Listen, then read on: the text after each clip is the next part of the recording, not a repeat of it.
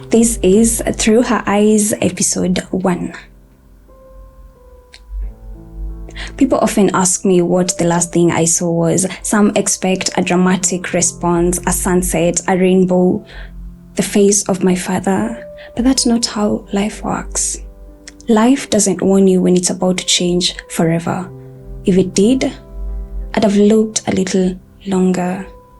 I'd have held on a little tighter. I'd have told my father I love him one more time. But instead, my last morning began like every other Saturday.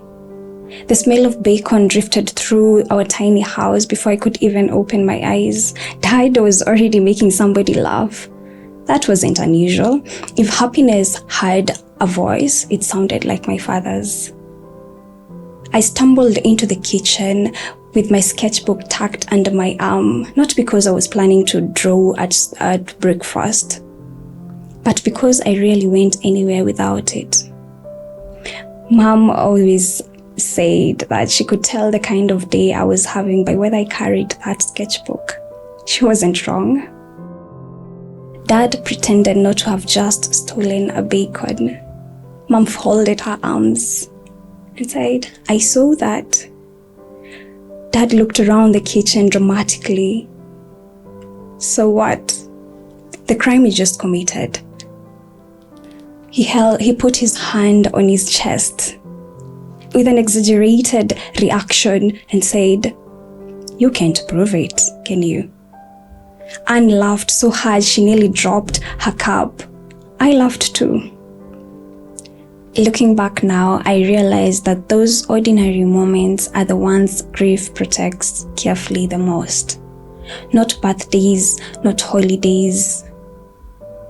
Just ordinary moments when everyone you love is still alive.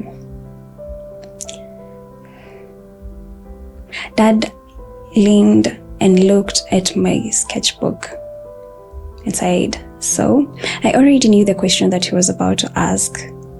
How is the masterpiece going?" "Well, you'll have to wait a little longer," I said.